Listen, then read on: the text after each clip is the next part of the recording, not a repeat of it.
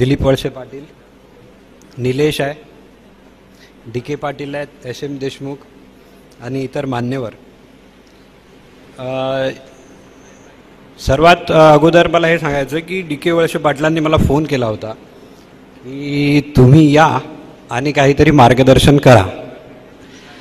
तर मी त्यांना म्हटलं की मी काय मार्गदर्शन करू. ग्रामीण पत्रकार, मी स्वतः एक गावातून वर आलो, तिथपर्यंत मुंबईत पोहोचलो.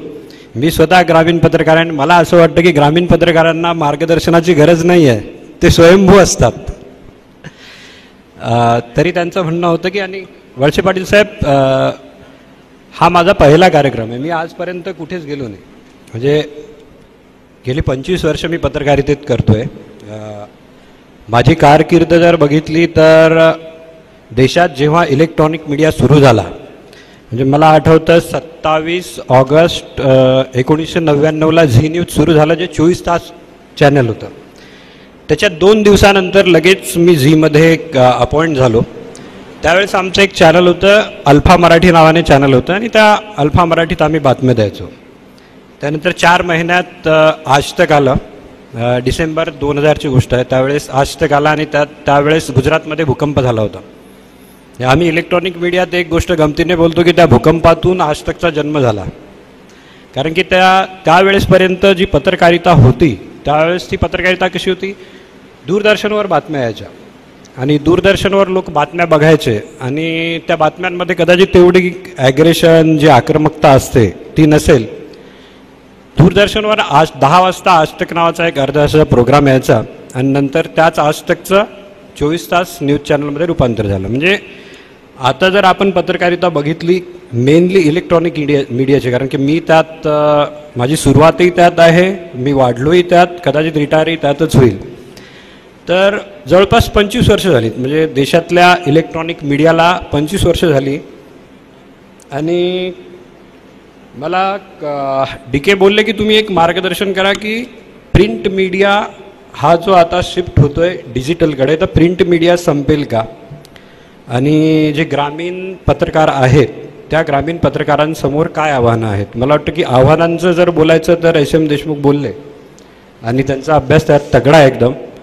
कारण की आता जेव्हा आम्ही एक चॅनल, मी जेव्हा चॅनल हेड करतो तेव्हा माझ्यासमोर जी प्रश्न येतात की ग्रामीण पत्रकारिता म्हणजे कसं, एक जे स्ट्रिंगर असतात, गावागावात आम्ही स्ट्रिंगर अपॉइंट करतो. कारण की टी व्हीत एक लक्षात घ्या, कारण बऱ्याच गोष्टी मी तुम्हाला टी व्हीविषयी जास्त सांगू शकतो, त्यामुळे वळसे पाटील साहेब मी थोडं टी व्हीबद्दलच जास्त बोलीन. की टी व्हीबद्दल जो लोकांचा व्ह्यू आहे, कारण मला असं वाटतं की टी व्हीला आता सध्या या देशात फक्त 25 वर्ष झाली आणि या 25 वर्षात जो इलेक्ट्रॉनिक मीडिया आहे त्याच्याबद्दलची जी विश्वसनीयता आहे ती मला वाटतं की अगोदर जास्त चांगली होती. जेव्हा आम्ही आलो, म्हणजे 99 किंवा 2000 साली हे सुरू झालं, त्यानंतर आता 2025 आहे. तर पहिले जो काळ होता 8-10 वर्षाचा, त्यावेळेस जे इलेक्ट्रॉनिक मीडियातले पत्रकार होतं, मला अजूनही असं वाटतं की त्यावेळेस त्यांचा जो रिस्पेक्ट होता, जो आदर होता, तो जास्त होता.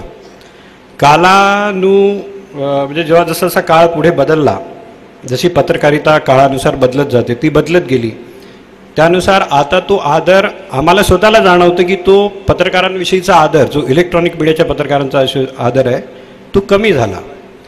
आता याला जबाबदार देशमुख साहेब, तुम्ही जेव्हा बोलता की टी व्हीबद्दल, तर मला असं वाटतं की त्याला जबाबदार टी व्ही मीडिया स्वतः आहे. म्हणजे टी व्ही मीडियाने जी विश्वसनीयता त्या काळात होती त्यांची, ती विश्वसनीयता पुढच्या काळात गमावली. म्हणून जो प्रेक्षक आहे, कारण शेवटी प्रेक्षकांना बातम्या हव्या असतात, निष्पक्ष बातम्या हव्या असतात, आणि त्यामुळे यूट्यूबर्स वाढले. म्हणजे यूट्यूब का वाढलं, जेव्हा लोक बघतात, लोक बोलतात की टी व्ही थोडा कमी झाला, टी व्हीचा रेव्हेन्यू आता मी गेले 6 वर्ष चॅनल बघतोय, टी व्हीचा रेव्हेन्यू वाढत नाही, म्हणजे जो महसूल आहे तो टी व्हीचा वाढत नाही, तो कमी होत चालला. त्याचं कारण आहे की लोकांना निष्पक्ष बातम्या हव्या असतात. मग ते निष्पक्ष बातम्यांसाठी कोणता तरी जो दुसरा प्लॅटफॉर्म असेल त्या प्लॅटफॉर्मकडे वळतात. मग तो प्लॅटफॉर्म यूट्यूब असू शकतो किंवा इतर जे प्लॅटफॉर्म आहेत तो प्लॅटफॉर्म असू शकतो. त्यामुळे यूट्यूबर्स वाढले आता. आणि जर आता याविषयी एक दुसरी गोष्ट आहे की प्रिंट मीडिया, तुम्ही मला हे बोलले होते की प्रिंट मीडियाविषयी बोला, तर प्रिंट मीडियाची काही आकडेवारी माझ्याकडे आहे. तर टी व्हीविषयी मी बोलेनच थोडंसं, पण प्रिंट मीडियाची एक आकडेवारी मी मेनली ही आकडेवारी अमेरिकेची आहे. कारण की मला असं वाटतं की आपला देश हळूहळू आपल्या इथेही ते डिजिटल जे पत्रकारिता आहे आताची, ती पत्रकारिता हळूहळू प्रिंटपासून डिजिटलकडे कशी शिफ्ट होत जाईल, म्हणजे ती होत चालली. कारण की बऱ्याच आता न्यूजपेपर्स असतील, त्या लोकांनी बऱ्याच आता हळूहळू ते आवृत्त्या कमी करतात, स्वतःच्या आवृत्त्या कमी करतात. आता मी स्वतः सांगतो, माझ्याकडे ज्यावेळेस मी 2018ला न्यूज 18चा संपादक म्हणून मी काम बघायला सुरुवात केली, त्याच्या अगोदर मी नॅशनल रिपोर्टर होतो ABPमध्ये. तर माझी गरज काय होती की मला नॅशनल न्यूज पाहिजे होती, तर त्यासाठी मी टाइम्स ऑफ इंडिया वाचायचो. तर त्यानंतर मी जेव्हा संपादक झालो त्यानंतर मला अपडेट राहायची गरज होती, म्हणून माझ्या घरी 7-8 पेपर यायचे. त्यानंतर मराठी असतील, मराठी पेपर असतील, कारण की मराठी पेपर जे आहेत देशात मला वाटतं की 2 नंबरला मराठी पेपर खपतात. एक तर हिंदी खपतात, त्यानंतर मराठी खप जर बघितला आपण तर ही पत्रकारिता कधी मरणार नाही. म्हणजे लोक बोलतात की प्रिंट पत्रकारिता कधी मरेल का, किंवा ती पत्रकारिता संपेल का आणि सगळं त्याचं डिजिटलायझेशन होईल का. तर मला स्वतःला वाटतं की ते होणार नाही, पण त्याच्यात जी प्रिंट पत्रकारिता आहे ती कमी नक्की होणार आहे. म्हणजे जर आता समजा मी तुम्हाला काही आकडेवारी दाखवतो की 2004 पासून अमेरिकेत, हा त्या अमेरिकेचे आकडे आहेत, आपल्या इथले आकडे सहसा जास्त उपलब्ध होत नाहीत, तर तिथे 2004 पासून आतापर्यंत 2000च्या जास्तपेक्षा पेपर बंद झाले. जे 2008 ते 2020मध्ये पत्रकारांची संख्या 43,000हून 33,000वर आली. आणि आताचं जर बघितलं आपण तर अमेरिकेसारख्या प्रगत देशात तिथे 88% लोक हे डिजिटल डिव्हायसेसवर बातम्या बघतात. 88%, म्हणजे किती, म्हणजे याचा अर्थ असा आहे की हळूहळू हे आपल्याकडे येणार. कारण की आपल्या देशात जर बघितलं तर आपल्या आताही सध्याही भारतातली जर परिस्थिती बघितली तर जवळपास 63% भारत हा रुरल एरियात राहतो, ग्रामीण एरियात राहतो. आणि महाराष्ट्राचं जर बघितलं तर महाराष्ट्रात अर्बनायझेशन जे आहे किंवा शहरीकरण आहे त्याचा वेग हा प्रचंड आहे. म्हणजे 2011ची आकडेवारी होती त्यावेळेस 45% महाराष्ट्र हा शहरीकरणात होता. त्यामुळे मला असं वाटतं की ग्रामीण पत्रकारांसमोर जे पुढचं सर्वात मोठं चॅलेंज असणार आहे ते म्हणजे तुम्हाला डिजिटलवर हळूहळू शिफ्ट व्हावं लागेल. डिजिटलवर शिफ्ट झाल्याशिवाय तुमच्याकडे दुसरं काही त्यात मला नाही वाटत की त्यात काही हे आहे. कारण की प्रत्येक गोष्ट बदलत राहते, जग बदलत राहतं. तसं अगोदर आपण क्रिकेटमध्ये 5 दिवसाची टेस्ट मॅच बघायचो, नंतर वन डे आली, आता T20 आली. तर लोक फास्ट आहेत. जेव्हा आम्ही बातम्या चालवतो त्यावेळेस बातम्यांचा 2 फॉर्मॅट असतो. म्हणजे 1 तासात आम्ही कोणत्या बातम्या दाखवतो, 1 तासात आम्ही त्यात 2 भाग करतो. एक अर्धा तास म्हणजे आम्ही टॉप ऑफ आवर बोलतो त्याला, की 12 वाजता बातम्या सुरू झाल्या तर टॉप ऑफ आवरला हेडलाईन जातील, त्यानंतर बातम्या जातील, आणि त्यानंतर ऑड आवरच्या बातम्या म्हणजे 12:30 ते 1 काय बुलेटिन जाईल. तर आम्ही त्यात फास्ट बातम्या ठेवतो. आता ही आमची मजबुरी आहे. आता हे लोकांना यात काही माहीत नसतं. त्यात आम्ही फास्ट बातम्या का ठेवतो, आणि जेव्हा आमच्याकडे TRP येतो त्यात त्या 12पेक्षा 12.5चा TRP जास्त असतो. म्हणजे याचा अर्थ काय, म्हणजे आमच्याकडे प्रत्येक गोष्टीचा डाटा येतो. जी गोष्ट डिजिटलवर जाते, कोणतीही गोष्ट असो, त्या प्रत्येक गोष्टीचा हा डाटा तुम्हाला उपलब्ध होतो की अर्ध्या तासात लोकांनी काय बघितलं, या अर्ध्या तासात लोकांनी ही बातमी बघितली, किंवा काही बातम्या असतील. कधी कधी जसं आता बीडचं प्रकरण झालं, तर बीडचं प्रकरण संतोष देशमुख हत्या प्रकरण होतं. तर जर तुम्ही संतोष देशमुख हत्या प्रकरणाच्या बातम्या दाखवल्या त्या किती लोकांनी बघितल्या, म्हणजे त्यावेळेस किती TRP होता, नंतर कोणती बातमी आली त्याला किती TRP होता, या प्रत्येकाचा डाटा हा आमच्याकडे उपलब्ध होतो.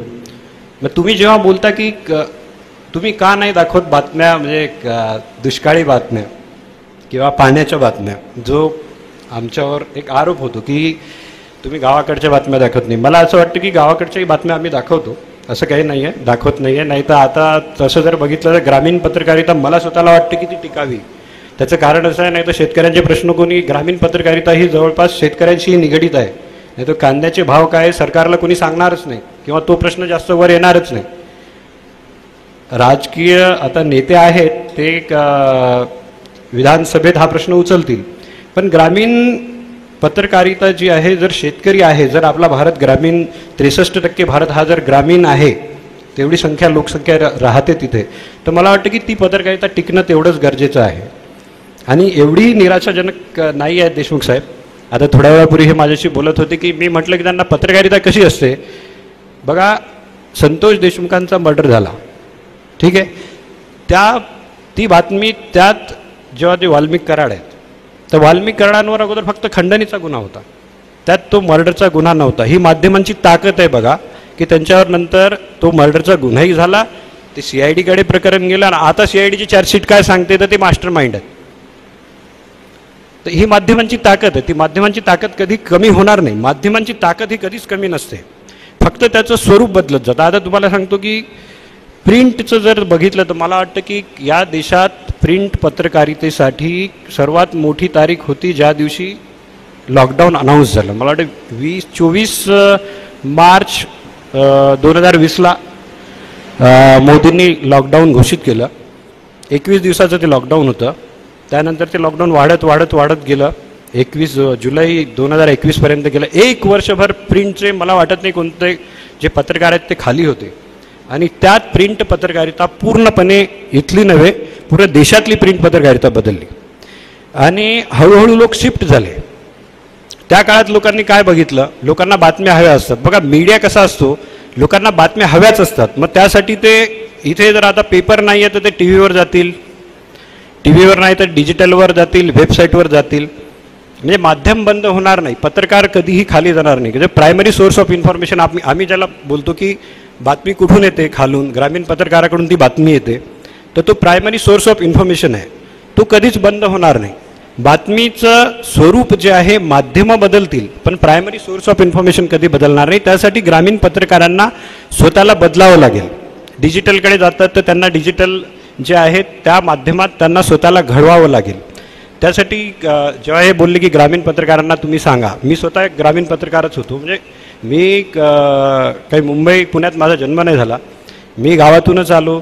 तिथे त्यानंतर जर्नलिझमचं शिक्षण घेतलं, त्यानंतर मी पत्रकारिता करत गेलो. आता मी लॉकडाऊनविषयी बोलत होतो. तर लॉकडाऊनच्या अगोदर माझ्याकडे 7 पेपर यायचे. म्हणजे मी स्वतः टाइम्स ऑफ इंडिया वाचायचो, एक इंडियन एक्सप्रेस वाचायचो, मराठीसाठी मला सामना असेल, लोकसत्ता, महाराष्ट्र टाइम्स, नवभारत टाइम्स वाचायचो. मुंबईचा आहे त्यामुळे मिड डे वाचायचो. आम्हाला बातम्या सगळ्या माहीत असायच्या, फक्त यांनी काही नवीन दिलं का हे आम्ही त्यात बघायचो. पण लॉकडाऊन नंतर जेव्हा लॉकडाऊन उठलं 2021ला, त्या दिवसापासून आजपर्यंत माझ्या घरात एकही पेपर आलेला नाही. आणि इथे बरेचसे लोक असे असतील ज्यांच्या घरात अगोदर पेपर यायचे, न्यूजपेपर यायचे, ते वाचायचे, पण त्यानंतर माझ्या घरात एकही न्यूजपेपर आला नाही. तर त्यामुळे मला असं वाटतं की प्रिंट पत्रकारिता जी आहे, जी बदलली या देशात, ती प्रिंट पत्रकारिता बदलवली लॉकडाऊनने बदलवली. त्यानंतर काय झालं की या काळात लोकांनी टी व्ही खूप बघितला. कोरोनाच्या काळात लोकांनी टी व्ही बघितला, यूट्यूब वाढलं त्या काळात, कारण की लोकांना हवं होतं की देशभरात काय चालू आहे, कोरोनाच्या काळातही काय चालू आहे. त्यांच्याकडे सोर्स ऑफ इन्फॉर्मेशन काहीच नव्हतं की कुठून त्यांना माहिती मिळेल. तर लोकांनी यूट्यूबवर जाऊन बघितलं, टी व्हीवर जाऊन बघितलं. आणि या काळात बंद होते पेपर. आणि या काळात बऱ्याचसे आमचे मित्र आहेत त्यांनी पत्रकारिता सोडली. त्याचं आम्हाला वाईटही वाटतं. की मला असं वाटतं की जोपर्यंत पत्रकार स्वतःला बदलवत नाही आणि काळानुरूप त्याच्यात तो स्वतःत बदल घडवत नाही, तर तो हळूहळू कालबाह्य होत जातो. म्हणजे यांनी सांगितलं की आता ग्रामीण पत्रकार असतील त्यांच्यासमोर काय आव्हानं आहेत, तर मला स्वतःला वाटतं की ग्रामीण पत्रकारांसमोर फक्त 2 मोठी आव्हानं असतात. एक म्हणजे त्याला पैसा कमी मिळतो आणि दुसरी म्हणजे सुरक्षा. सुरक्षेविषयी SM देशमुख बोलले आहेत, मी त्या विषयावर जास्त बोलणार नाही. आमच्याकडे जेव्हा आम्ही पत्रकार जे जिल्हा स्तरावर आम्ही त्यांना स्ट्रिंगर बोलतो की स्ट्रिंगर आहेत, तर आमच्याकडे स्ट्रिंगर असतात. आम्ही त्यांना पैसे कसे देतो, बातमीनुसार आम्ही पैसे देतो. तर बातमीनुसार काय, एक पत्रकार जिल्हा लेवलचा एक पत्रकार असेल, तो जास्तीत जास्त किती पैसे कमवू शकतो. पत्रकारिता ही कधी पैशांसाठी नसते. त्यामुळे जे लोक, मला असं वाटतं की ज्यांना पत्रकारिता करायची आहे, ज्यांना पैशासाठी करायचे, त्यांनी तर येऊच नाही या क्षेत्रात. त्यांना 20,000 रुपये मानधन म्हणजे जे मिळत असतील ते मिळत असतील. त्यामुळे माझं एक मत यात असं आहे की पैशाचा जो प्रॉब्लेम आहे, कारण की रिजनल चॅनलला एवढा रेव्हेन्यू नसतो. हे आम्ही रिजनल चॅनल चालवतो, प्रादेशिक चॅनल चालवतो, त्याला एवढा रेव्हेन्यू नसतो.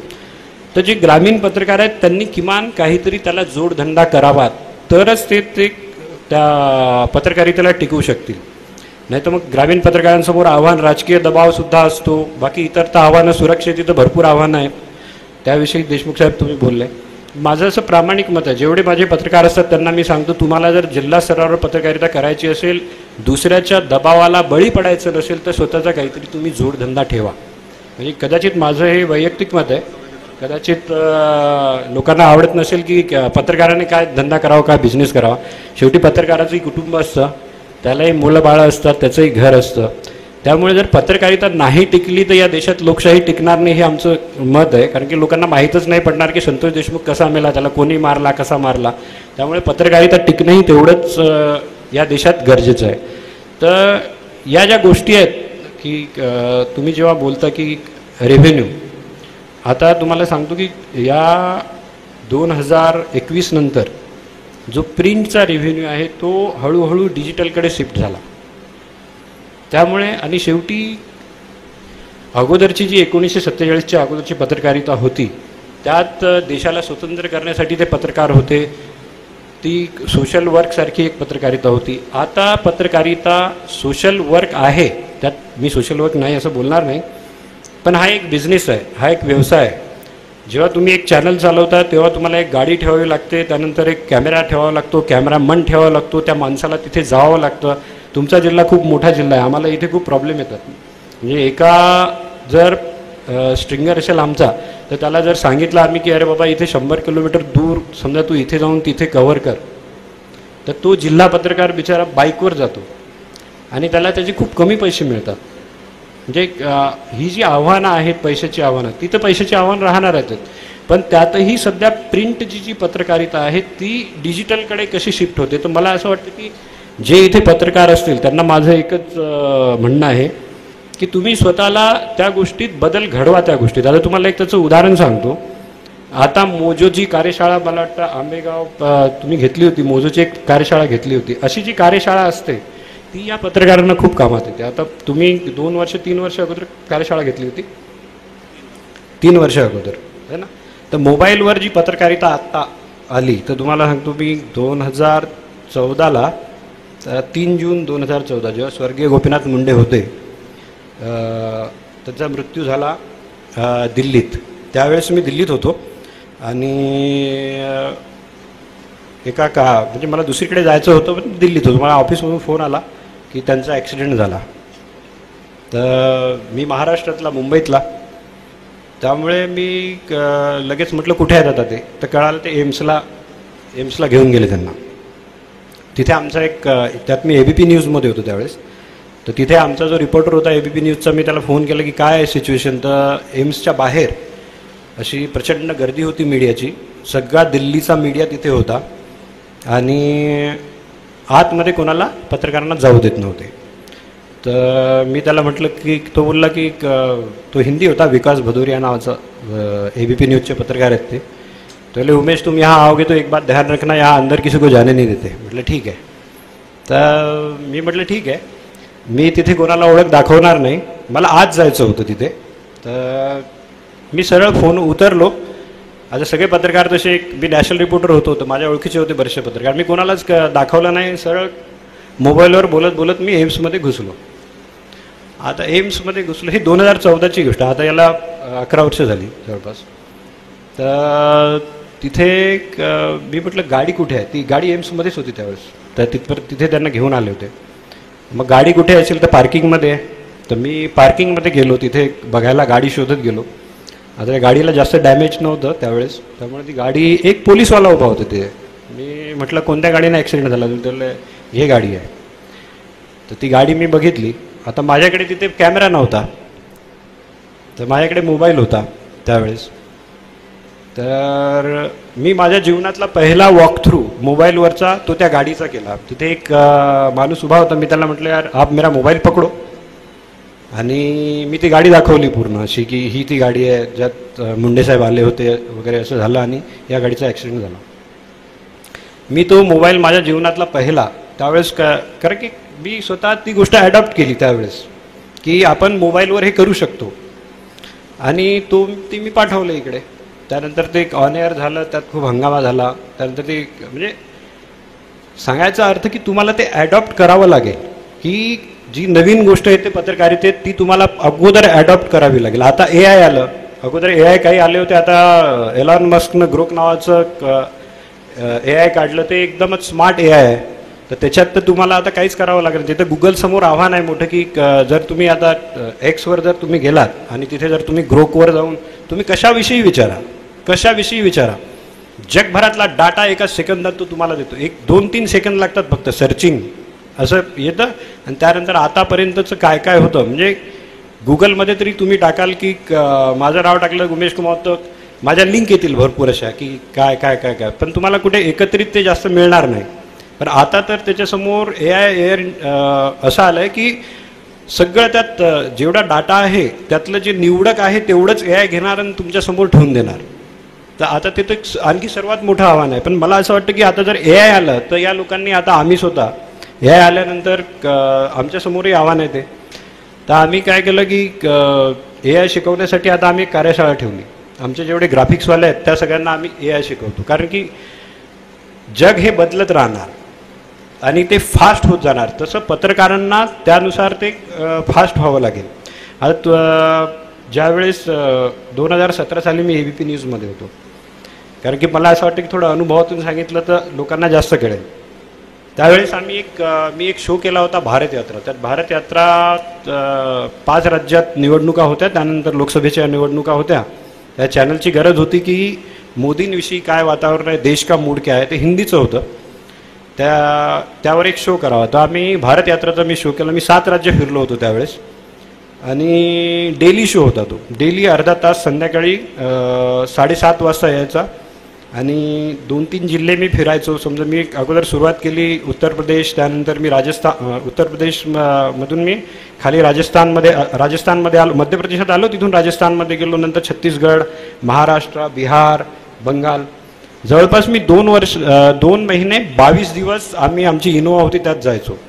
त्यात आम्ही काय करायचो, 1.5 दिवसात आम्हाला एक शो करायला लागायचं की अर्ध्या तासाचा शो करायचा आहे. त्या शोमध्ये ते स्क्रिप्ट असायचं, कारण की मी जे करणार ते तो दिल्लीत बसलेला आहे, तो माझं एडिट करणार, तो शो प्रोड्यूस करणार, तो ऑन एअर करणार, दाखवणार. त्याला काय माहीत मी काय केलं.